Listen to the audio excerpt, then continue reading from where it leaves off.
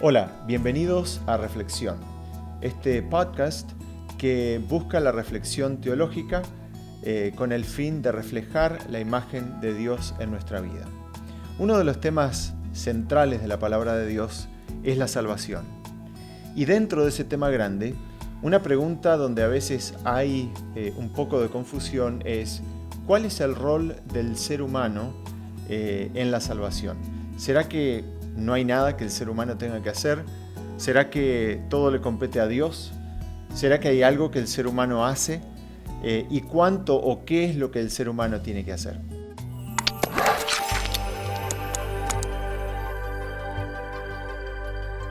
Para hablar de este tema tan importante, me acompaña hoy un invitado de honor, lo considero así, y es el doctor Abner Hernández. Abner, Un gusto. Gracias por estar acá conmigo hoy y me voy a tomar el atrevimiento de tutearte. Después nos pelearemos afuera de cámara, pero creo que ese no es el caso porque lo venimos haciendo hace mucho tiempo. Abner, antes de entrar al tema de hoy, te voy a dejar un desafío. ¿Cómo se presenta Abner Hernández en 2 minutos o menos? Muy bien, gracias por la invitación a estar contigo en este podcast, Reflexión, ¿verdad? Uh-huh. Es un privilegio acompañarte y pues ya lo dices, mi nombre es Abner Hernández, ¿no? Soy original de la isla de Cuba, en el Caribe, ¿verdad?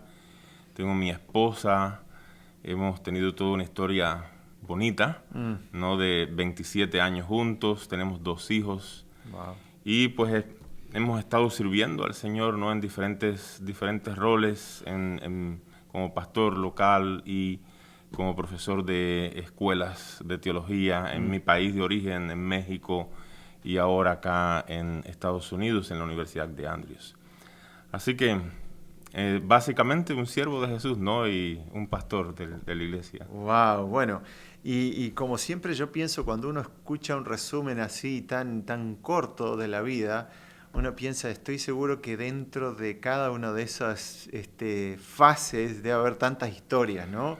Tanto en el asunto familiar, en esas escuelas, tantas experiencias, que bueno, algún día tendremos el privilegio de entrar en más detalles, pero hoy nos convoca aquí un tema que yo creo que es de suma importancia porque para nosotros como cristianos, yo no sé si hay algo que sea más importante que nuestra salvación, ¿no? El poder experimentar la salvación de la cual habla la Biblia. Y sin embargo, yo creo que hay diferentes, por así decir, versiones acerca de la salvación, ¿no?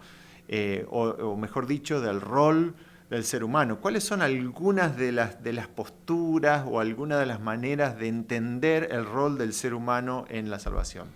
Sí, yo creo que tiene una larga historia, ¿verdad? Una larga historia en el devenir del pensamiento teológico de la iglesia cristiana. Y hay diferentes posturas, ¿no? Yo no creo realmente que haya una postura que diga que el ser humano no tiene ningún rol, ¿no?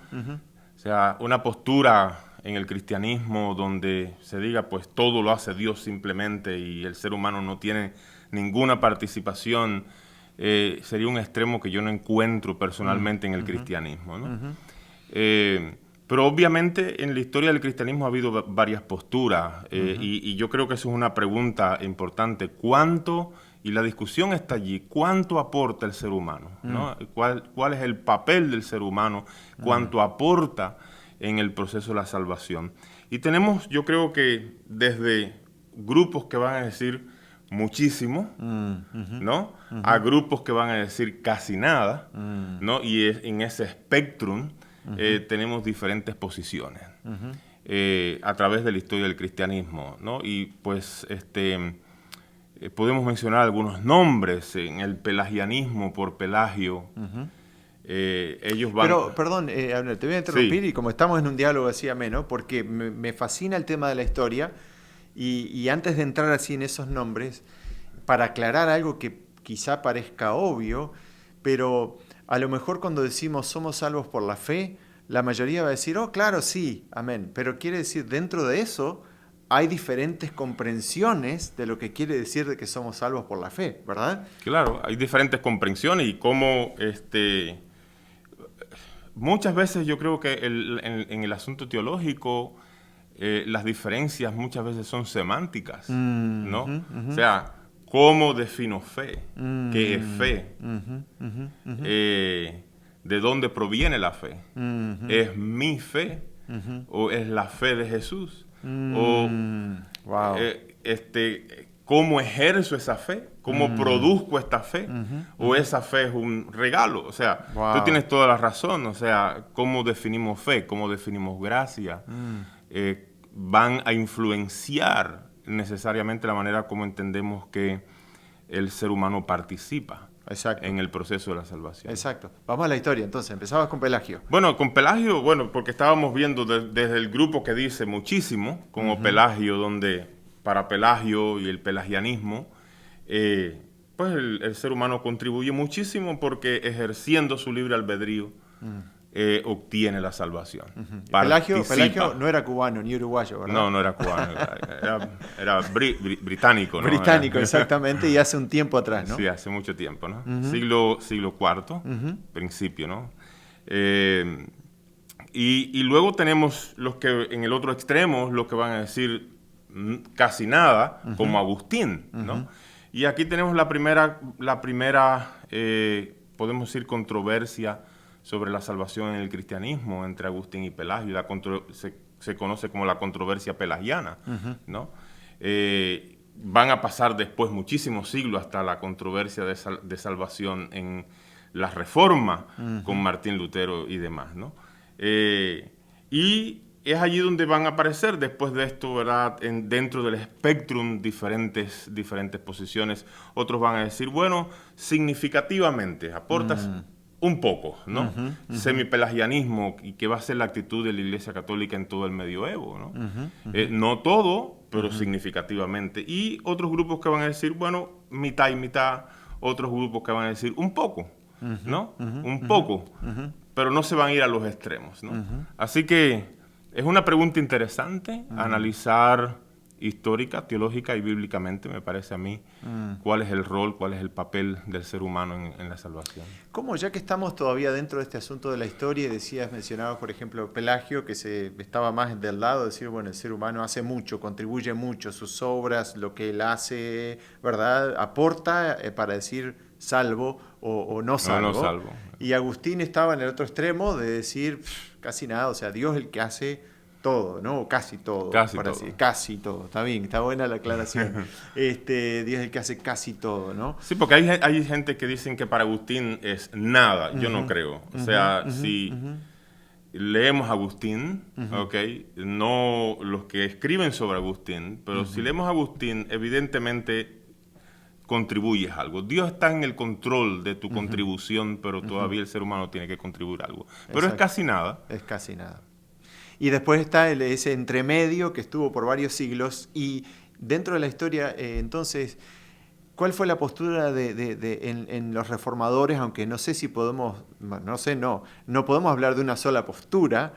Y es más, yo creo, y claro, tú eres el historiador que sabe muchísimo más de esto, pero que por ahí existen muchas concepciones muy simplistas de cómo los reformadores veían este asunto de la salvación. Por ahí nosotros pensamos que nosotros estamos igual que Lutero en el asunto y a lo mejor no es tan así. ¿Cuál fue el aporte de la Reforma en este sentido? Bueno, yo creo que depende, porque como tú bien dices, tú sabes, la Reforma son diferentes pensadores y a veces los ponemos a todos dentro de la misma caja de pensamientos. Sin embargo, ellos tienen sus diferencias en cómo piensan. La mayoría va a ir con Agustín, ¿no? O sea, casi nada, ¿no? Le van a dar mucho énfasis a lo que Dios hace.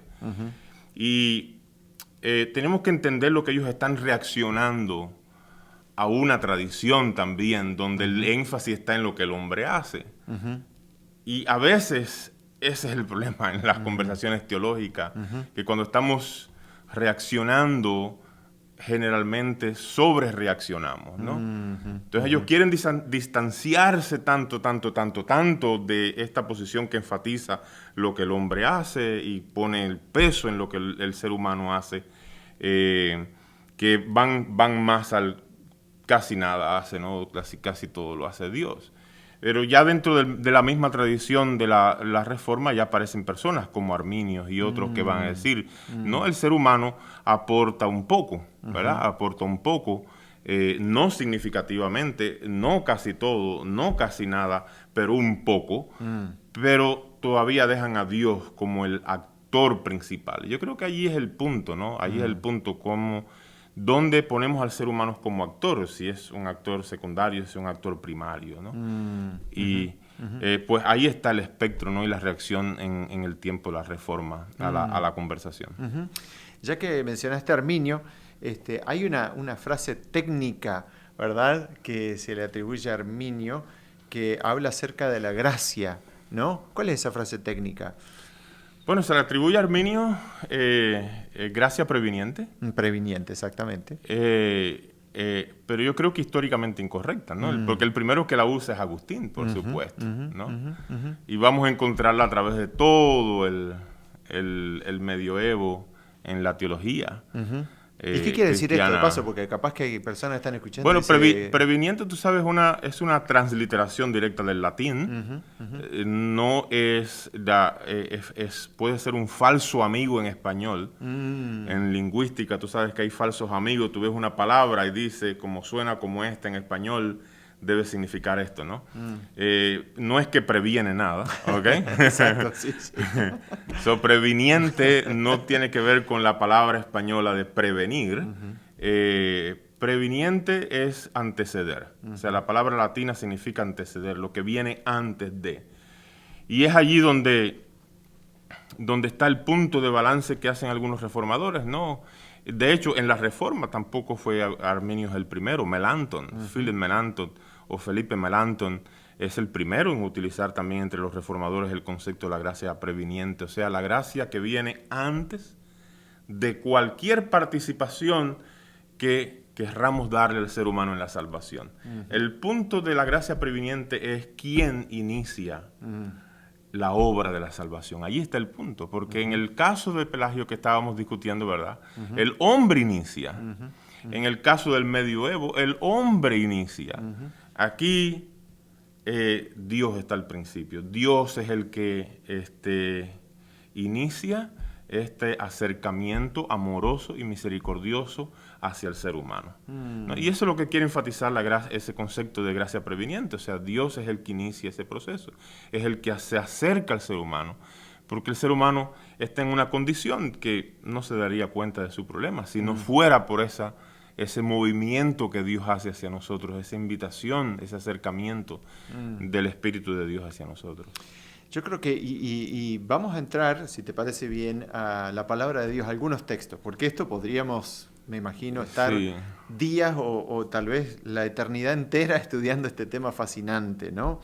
Pero vamos a ir a algunos textos y te voy a invitar a que por ahí nos indiques algún texto que un poco toque el punto bíblico, porque en definitiva nosotros miramos la historia y podemos ver, y no es que decimos que en la historia no estaba la Biblia, pero en definitiva nuestra postura siempre se basa no en la historia, sino en la palabra de Dios. Pero me parece importante destacar lo que estás diciendo, que a veces para algunos puede ser obvio, y es la idea de que, de acuerdo a la palabra de Dios, Dios es el que toma la iniciativa para la salvación del ser humano. Y que a menos que Dios tome esa iniciativa, nosotros estamos, no sé si en Cuba utilizan, en Uruguay decimos estamos fritos, ¿no? Estamos, no hay opción. Y yo creo que esto es importantísimo aclarar de que nuestra salvación depende de esa iniciativa divina, de que gloria a Dios que Él toma la iniciativa y no es que espera ahí sentado a ver si nosotros, Él ya está, ¿no? Desde antes tomando esa iniciativa. Sí, ¿no? O sea, este concepto yo creo que se edifica en pilares bien definidos en la palabra, ¿no?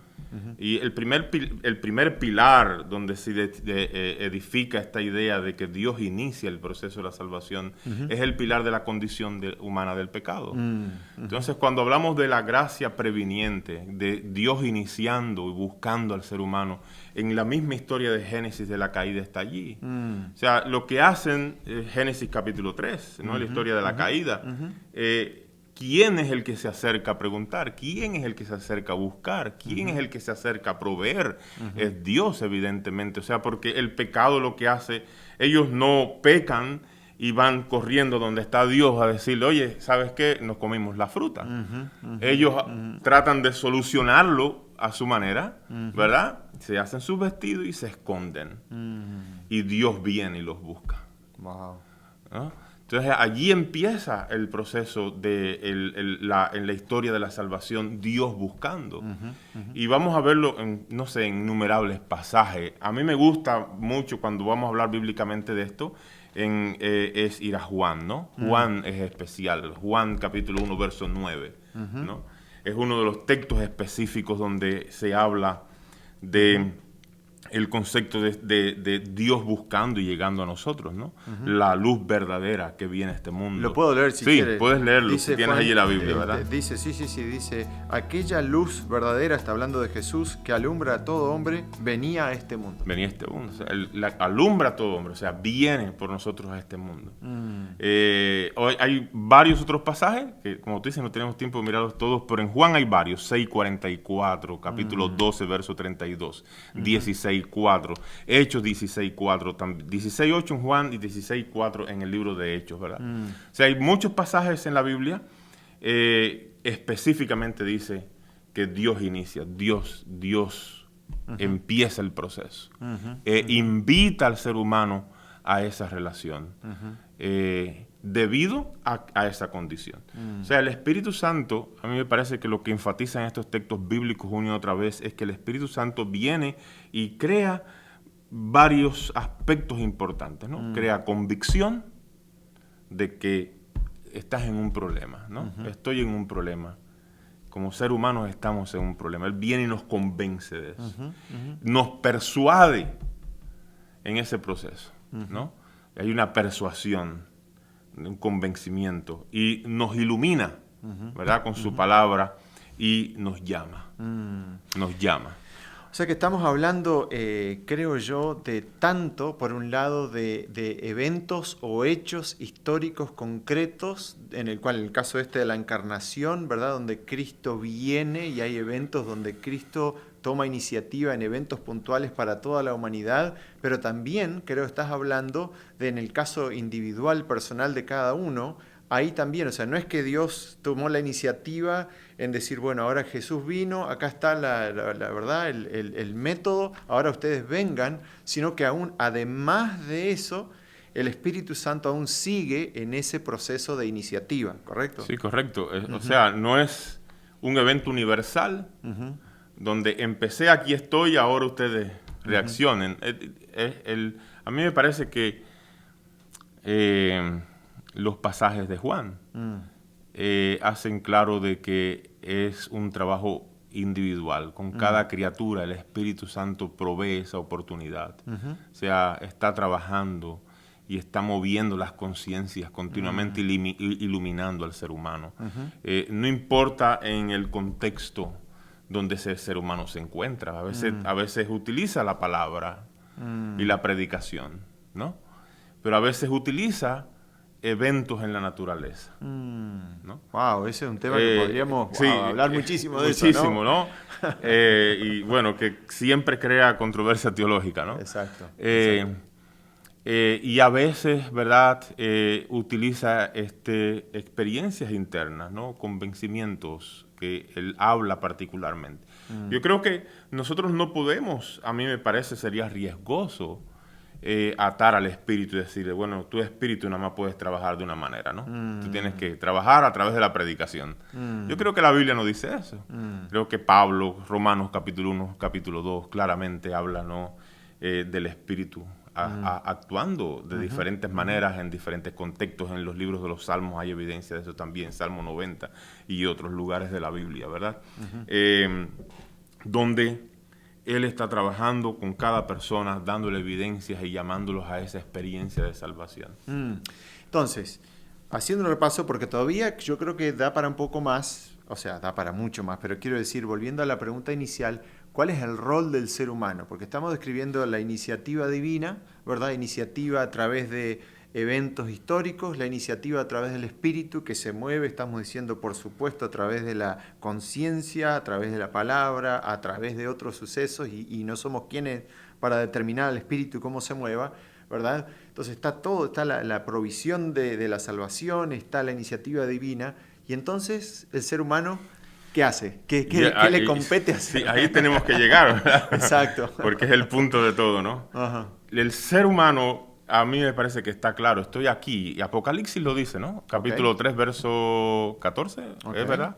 Vamos ahí. Aquí estoy a la puerta y llamo. Si alguno, ¿qué cosa? Oyere mi voz y abre la puerta, entraré a él y cenaré con él y él conmigo, ¿no? O sea, a mí me parece, Audrey, que... ¿Cuál es tu primera? No, Gerardo. Sí, estaba Gerardo.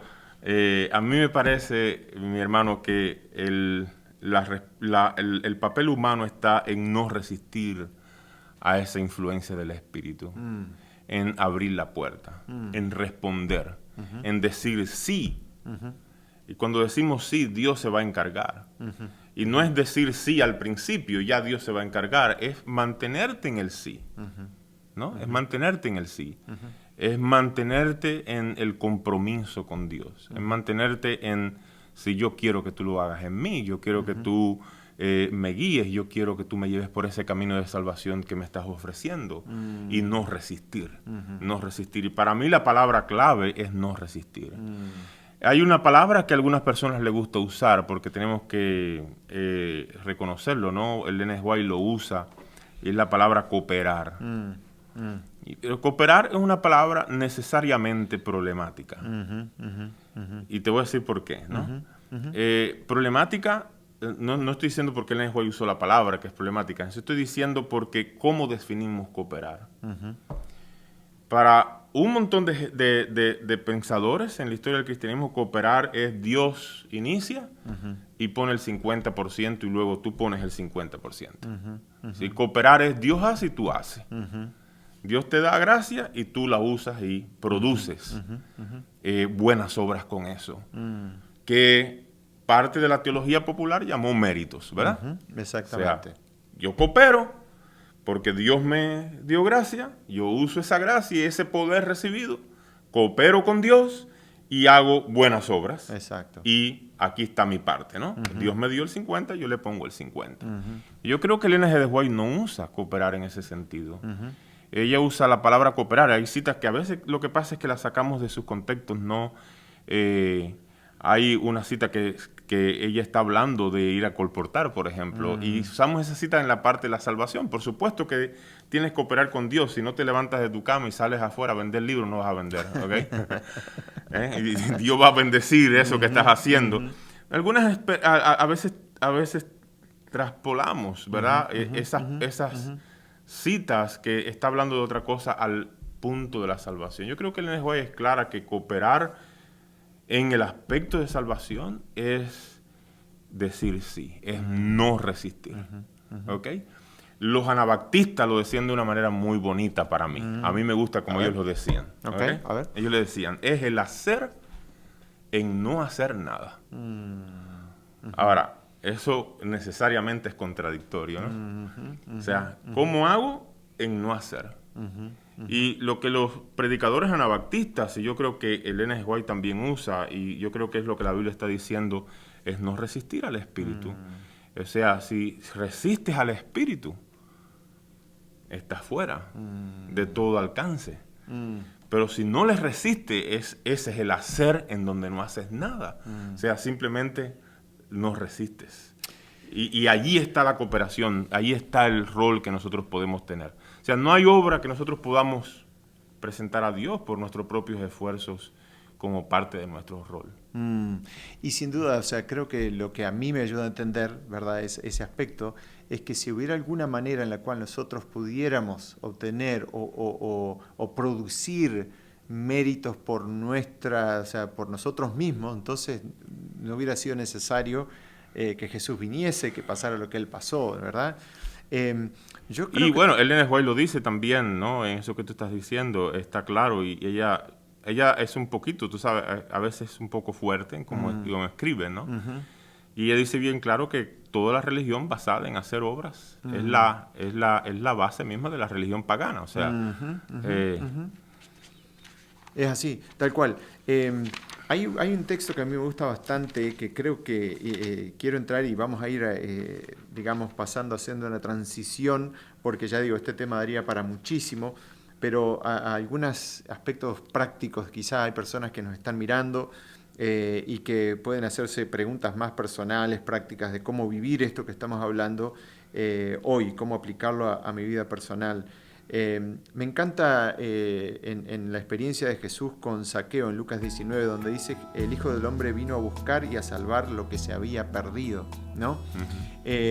Como decíamos al principio, el título de este podcast es Reflexión, y jugamos con el doble sentido, reflexión de reflexionar teológicamente, pero de reflejar la imagen de Dios. Y yo creo que es importante que nosotros entendamos que el objetivo último de la salvación no es solamente perdonar mi pasado, sino que Dios quiere restaurar algo y eventualmente en el plan, ¿verdad?, grande, el esquema grande del plan de la redención, es restaurar esa imagen que de alguna manera se perdió, ese otro tema que da para hablar mucho, ¿verdad? Digo esto porque a mí me parece que cuando mencionabas de que nuestra parte o la parte del ser humano es no resistirse, mientras permanezcamos, como decías, en esa postura de no resistirnos a Dios, Dios sigue obrando ese proceso de restauración. Por otro lado, creo yo que la palabra de Dios es clara, que en el momento que yo dejo de resistir, ya soy considerado salvo.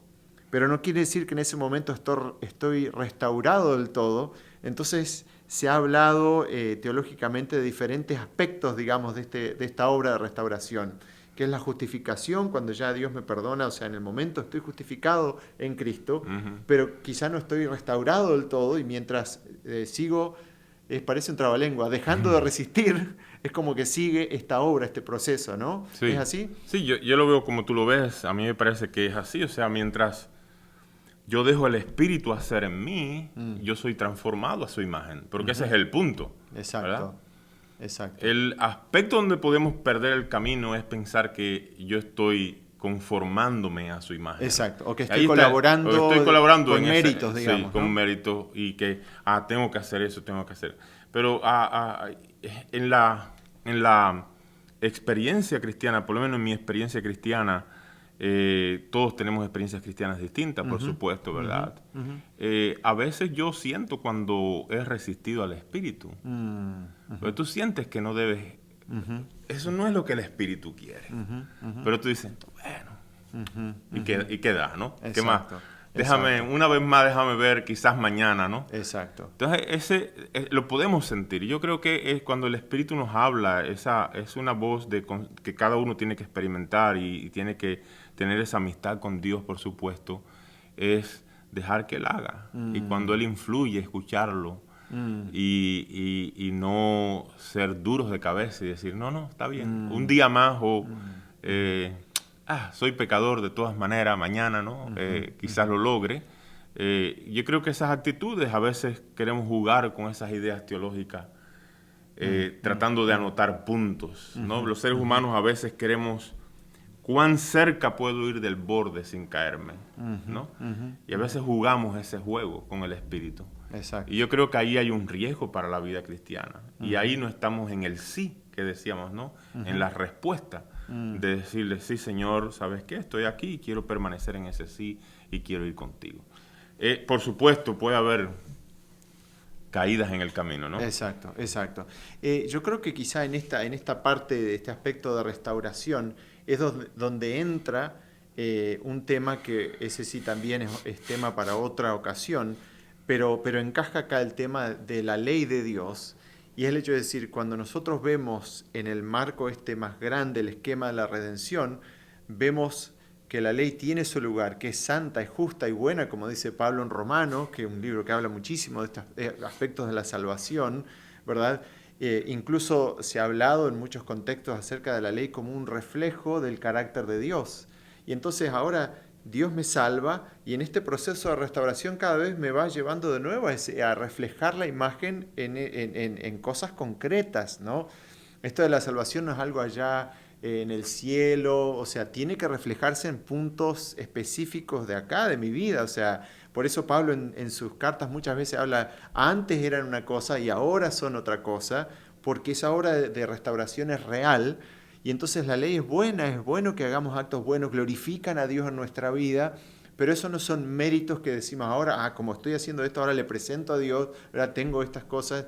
Eso no estamos colaborando, sino que estamos permitiendo que Dios restaure y ahora en mi vida cada vez más me vuelvo a reflejar el carácter de Dios, que incluye aspectos, por supuesto, de la ley de Dios, no como obras que me justifican, sino como cosas que muestran que la obra de salvación continúa en mi vida y algún día voy a ser eventualmente restaurado.